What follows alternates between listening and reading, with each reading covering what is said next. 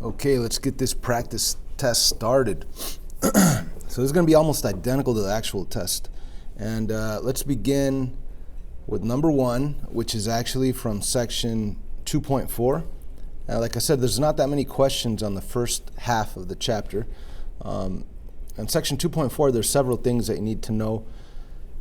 We need to know, this is straight from the notes from 2.4, we need to know that parallel lines have the same slope, right? Parallel lines have the same slope.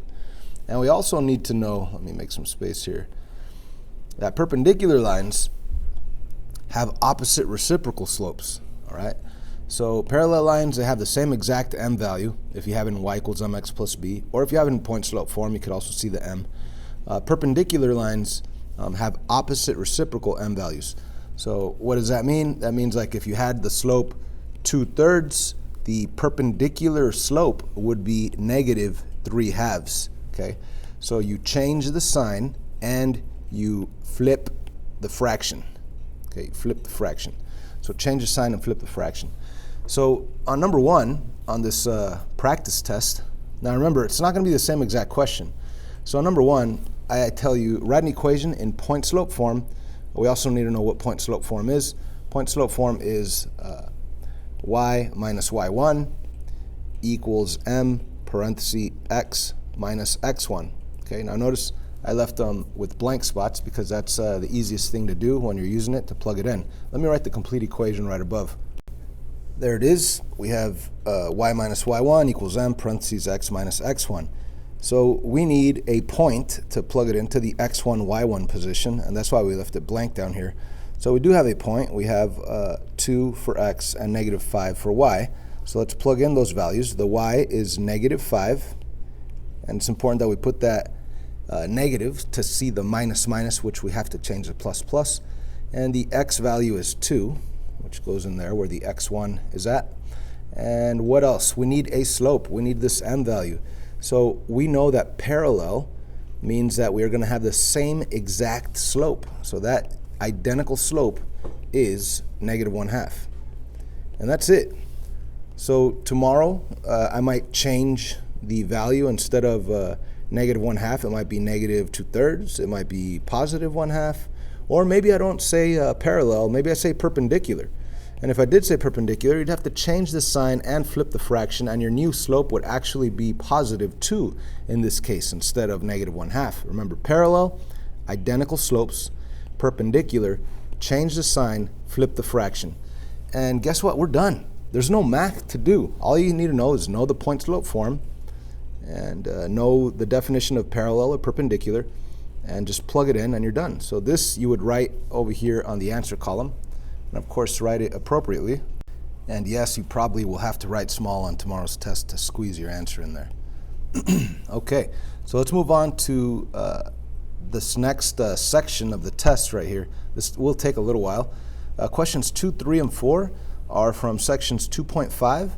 But in addition to that, we also have 2.3 involved. And we'll get to that in a little while. So question 2, or task number 2, it says, create a scatter plot, graph the coordinates below of the given data, and we're talking about this right here, and draw the line that best fits. So let's plot all of these input outputs, all these x, y values. Let's plot all these coordinates on this xy plane. Now, when we go for the first coordinate, 5, 9, notice that these are not going by 1 units. They're different values. So it goes by 5 right here, and going this way goes by 8. So be very careful with that. So 5, 9 will be 5 on the x, 9 on the y is just going to be a little bit more than 8. So let's all put that 5, 9 coordinate right there at a little bit more than 8. Let's go back and do 10, 17. So you go to 10 on the x, 17 is a little bit more than 16. So put a dot right there, and so on and so on. So I'm going to hit pause. I'm going to graph these coordinates. You try to do them on your own, then you could verify. So here are my coordinates. Again, be careful. On this very next one, on the third one, it says it goes from 10, 17 to 20, 22. So we're skipping the input 15 and going to 20, 22, which is almost 24. And then we go 25, 30, 25, almost to 32. So it's right there. 30 is almost to 32. And 35, 38, 35 on the x, 38's almost 40, and 40, 44, 40 on the x, 44, Now notice we are going by eighths, 0 to 8, 8 to 16. So we're going by eighths. So 40 to 44, it's going to be 4 more than 40, and we know we're going by eighths, so it's going to be perfectly in the middle. This is a scatter plot. We've plotted all our coordinates. Now we need to draw a line that best fits. And I don't know, normally you would play around with the line, but right here I'm specifically telling you that the first coordinate and the last coordinate that I give you are the best ones for this line.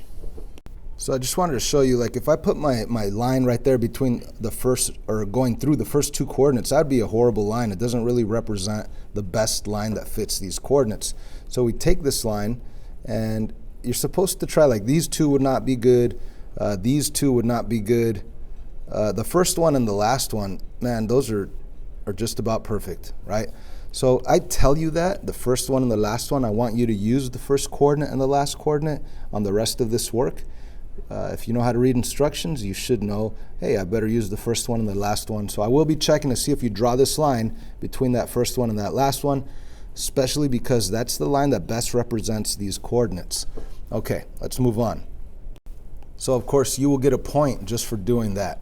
Number 2, graph it. We did it. We drew the line. You get a point for that. Let's move on to question 3. Question 3 reads, then write the equation in slope-intercept form of the line that best fits using the points on your table. And I tell you to use the first and the last given points. It says right here, first, last, and I even label it first, last. So you will be using this x and y and this x and y, the first and the last. Now remember, the first one we're going to call it x1, y1, x1, y1, and the last one we're going to call it x2, y2. So after labeling your coordinates, now you need to actually write an equation of this blue line, but it needs to be in slope-intercept form. So here are all the things that you need to know for this particular part. Things you need to know. Well, first of all, knowing 2 points, you need to be able to find the slope. And how do you do that? With the slope formula, m equals y2 minus y1 over x2 minus x1.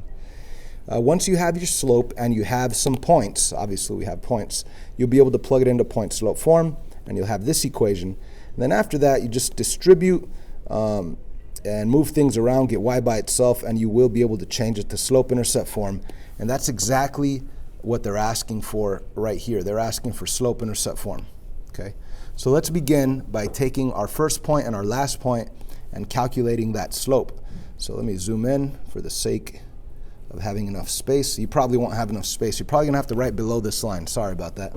But anyway, let's jot it down. M equals, put the division, put the subtractions, and plug in your y2 value, which is 44, your y1 value, which is 9, your x2 value, which is 40, and your x1 value, which is 5.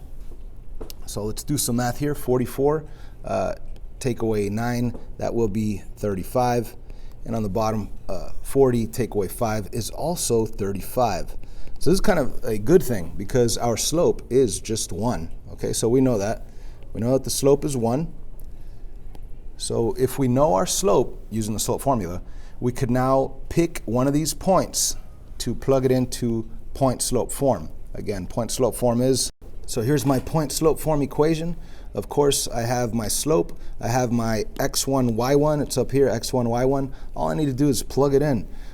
So let's begin by rewriting it. Y minus blank spot equals blank spot, x minus blank spot. Again, use the blank spots, that way you don't make mistakes. The y1 value is 9, the m value is 1, the x1 value is 5.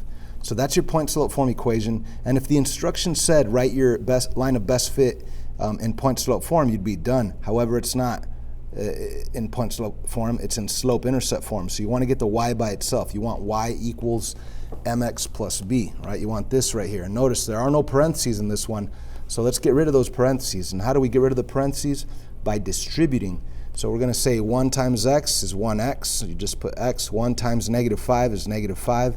Bring down the equal sign, bring down the 9, bring down the y and the minus. Final step would be to get rid of the minus 9. So go plus 9 there, plus 9 over here. Your final slope-intercept form equation happens to be y equals x plus 4. Ladies and gentlemen, this is your answer of the line that best fits y equals x plus 4. That tells you that it crosses your y axis at 4, and from that point you rise 1, run 1. It doesn't look like that because it's not going by 1 units and 1 unit, it's going by 5 and 8. But this is the line that best fits, y equals x plus 4. This is what we could also call our prediction line. Now, what do I mean by that? On our homework on this section, they wanted us to find what the value would be predicted if your input was 50. But right here, specifically on number 4, it says find the output for the input 60. So we're going to use that line that best fits equation, the y equals x plus 4, and we're actually going to plug in this input of 60. So we're just going to say 60 plus 4. So our answer should be 64 for this particular question, number 4. So let's go to our answer sheet over here and let's write our answers. Well, number 3 was to write the equation in slope-intercept form, and we got that. It was y equals x plus 4. And then number 4 was find the output for the input 60. That answer is 64. So far, so great, I hope. We're finally to the second half of chapter 2. Right here, we're dealing with a question that's actually worth 3 points, right? 3 out of the 20. That's a letter grade and a half, right? So let's say you decided, I'm going to skip piecewise functions. And the best grade you could get is an 85%, even if you get everything else perfect. But then again, if you don't know piecewise functions, you're not going to know 8, 9, and 10 as well, because these are all referring to this f of x function. So you're talking about 6 total points out of the 20, right?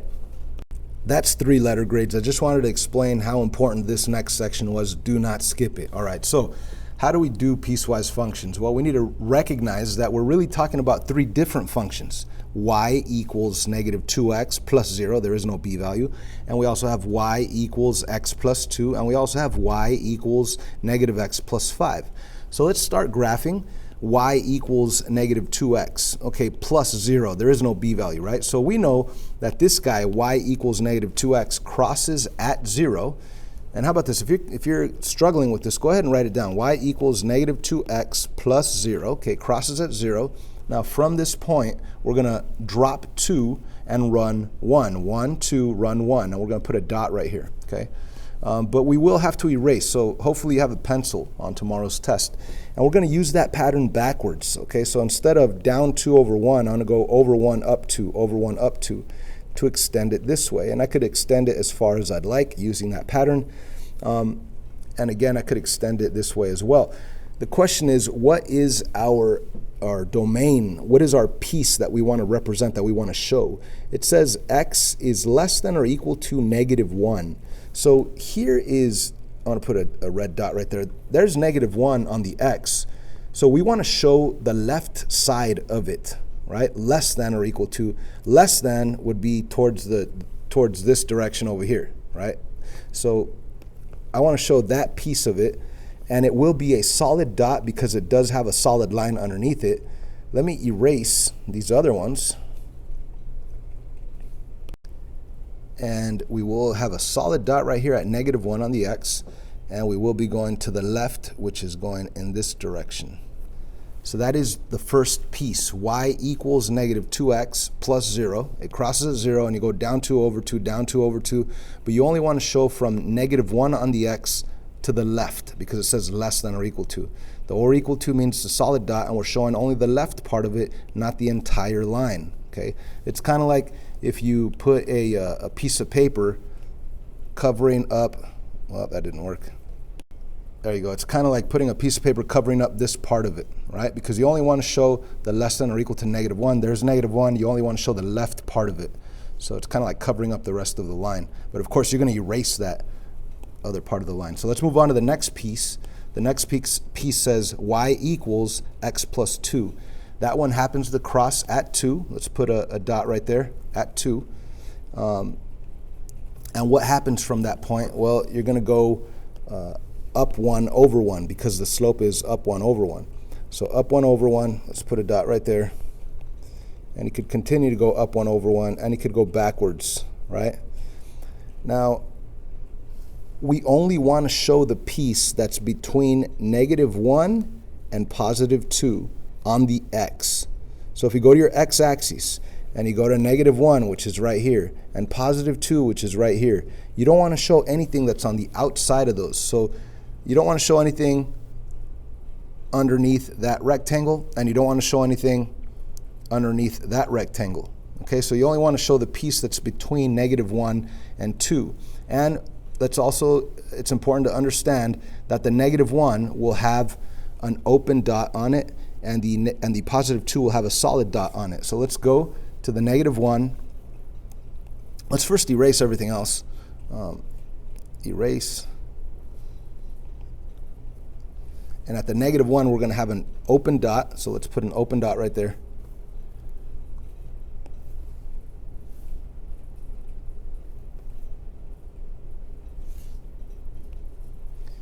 And at 2, let's put a solid dot right there, and let's connect those two dots, or make the line.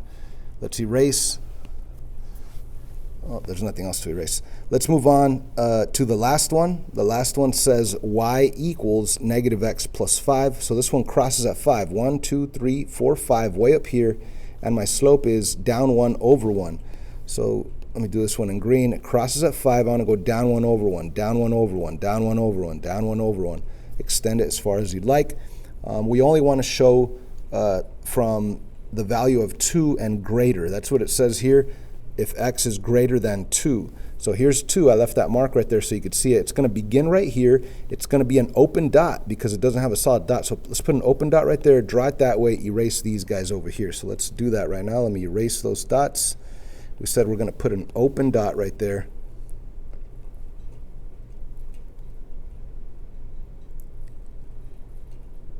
Here we go, open dot. And we said it's going this way. And that's your graph. You get 3 points for that, ladies and gentlemen. I hope we understand that.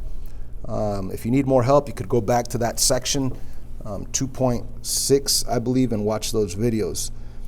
So moving on, number 8. What does number 8 say? Number 8's over here, f of 1. So we need to plug in 1 into the f function above. By the way, the instructions on this practice test got a little messed up, so please make sure that you don't get confused. It says use f of x. Let me scratch this out completely. Use f of x above to answer, and it should say to answer numbers 8 through 10. Sorry, I apologize, typo. So use the graph above or the function above f of x to answer numbers 8, 9, and 10. So what number 8 says, it's function notation for you to plug in the number 1 into f. The question is, where are you going to plug it in? Because there's 3 pieces. So you're plugging in 1. You got to look at your domain here. Is 1 less than or equal to -1? No. Is 1 greater than 2? No. Is 1 between -1 and 2? Yeah, it is. It's between. So you're going to be using this one to plug in that 1. Plug it into the middle one. 1 plus 2 is 3. And I do say show your work. So everybody should write down x plus 2 is what we're plugging it into, and then go 1 plus 2, and then write down the answer 3. So the answer number 8 is 3. Yay? Yay. Okay, let's move on. Plug in -2. Well, is -2 less than -1? Yes, it is. You're going to plug it in right here. -2 is not between -1 and 2. -2 is not greater than +2. So it has to be the top one. -2 is less than -1. Plug it in right here. So -2, plug it in right here. It says -2 times -2. So again, you want to show your work, write down -2x, and then go -2 times that -2 that we're plugging in, which will give us the answer +4 for number 9. Number 10, let's plug in 5. Where's 5 going to go? 5 is going to go not there, not here, right here. 5 is greater than 2. So plug in a 5 right there, and when you plug it in, again, showing your work, it says -x plus 5. Negative what? Plus 5. We are plugging in the number 5, so plug it right in there. And -5 plus 5 happens to be 0, so number 10, the answer is 0. Alrighty, let's move on to number 11. And if we look, I know it's kind of confusing, but right here, number 11, says, please graph the following on the answer column to the left. Okay, so go to the answer column to the left, and you want to graph number 11, which is an absolute value function. And in case you forgot how to graph absolute value functions, here is a section of our notes from section 2.6, graphing absolute value equations. You need to have this memorized. Y equals A, absolute value of x minus h plus k. Now again, hk is the lowest or the highest point, kind of like on a parabola. It's your vertex. Right here, it's still the same thing. The coordinate hk is your highest or lowest point. So what would hk be? H, you have to think opposite, which would be -1. K, you take it for what it is. So your vertex, or your highest or lowest point, is the coordinate -1, -2. So if we go -1, -2, let's put a solid dot right there. Now, if you want to get into that practice of parabolas, that if you draw your vertex, you draw your axis of symmetry, you could do that, okay? But we know it's not going to be a parabola. It's not going to be a U-shaped curve. This is going to be a perfect angle. It's going to be a V, right? So anyway, what else did we know about our notes here? It says the A value tells you if it opens up or down, depending on if it's positive or negative. HK is where you begin your graph. Yeah, we already plotted that point. That's where we began. And A is kind of like your slope, rise over run, okay? Now on parabolas, if your A value is 1, you use the pattern 1, 1, 2, 4, 3, 9. But right here, this is not a parabola. A is kind of like your slope, rise over run. So what is my slope out here in front? That's -1/2. So that tells me that it's going to open down. It's going to go down 1 over 2. So let's all put a dot right there, down 1 over 2. And let's continue to go down 1 over 2 and down 1 over 2. Now you could reflect these points to the other side using the axis of symmetry, or you could have used that same slope pattern of down 1 over 2, but in the other direction, down 1 over 2 this way, down 1 over 2 this way. So anyways, let's graph our, it's not a parabola, it's like a V. Put some arrows on it, and we're done. Yep, that easy. Number 12. Number 12, as you can see, is a parabola, ladies and gentlemen. Okay, so again, the most important point on a absolute value function or a parabola is that vertex, the highest or lowest point, and it is opposite on h, and you take k for what it is. So that's going to be a -2, comma, +4. So let's go to -2 and +4. That's going to be way up here. And this one for sure, let's use an axis of symmetry, which goes right through it, okay? Which, by the way, if I asked you for the equation of the axis of symmetry on this parabola, you would say x equals the x value of your vertex, which happens to be -2. But I'm not asking for that right now, but might as well just talk about it. And of course, we need more coordinates, and then we want to map the coordinates over to the other side of the axis of symmetry. So what are we going to use? We're going to use, as you can see right here, I cut out some notes for you. Vertex form, we already know it. And we know the original pattern, and this original pattern is for when A equals 1. Okay, so when A equals 1, we could use a pattern 1, 1, 2, 4, 3, 9. Okay, when it's not equal to 1, you have to modify the outputs of the pattern. But anyways, this A value is 1. Some of us are thinking, no, it's not, it's -1. Okay, yeah, that's true. The A value is -1, but the negative sign just tells you that it gets reflected over the x-axis. In other words, it just tells you that it opens down instead of up. Okay, so the A value is still the pattern 1, 1, 2, 4, 3, 9. But instead of going 1 over 1 up, we're going 1 over 1 down. And let's put a dot right there. And let's continue to go with 2 over 4 down. So go back to the vertex, 2 over 1, 2, 3, 4 down, and put a dot right there. And go back to the vertex and go 3 over 1, 2, 3, 9 down, 1, 2, 3, 4, 5, 6, 7, 8, 9, right on the edge. Okay, and now let's map them over to the other side of the axis of symmetry, right? Let's see, let's zoom in a bit, and let's map them over. Now, what do I mean by map them over? This one's 1 unit away, so let's go 1 unit away and put a dot right there. The next one would be right here, and the last one would be down there. And again, 1 unit away, 2 units away, 3 units away. Nice and easy. All we have to do now is graph that parabola. Now, some of us might be thinking, do I need to go all the way down through this? You don't have to, but if the coordinates of your pattern 1, 1, 2, 4, 3, 9 land on this XY plane, I better see them, right? I mean, these are right on the edge. I better see those dots there. Even though you don't want to draw it all the way through, they have to be pointing towards these dots. Now, let's say you would have done 1, 1, 2, 4, and 3, 9 is way down here off the graph. Then you don't have to show the coordinates there. So if the coordinates when you use your pattern, end up on the XY plane, the coordinate plane that I provide, please put those coordinates on there. Don't be lazy and just do these three or these right here. If they're on there, please graph them on there at the very least. So this is the first video covering the first half of this practice test, and I'll do a second video covering the second half.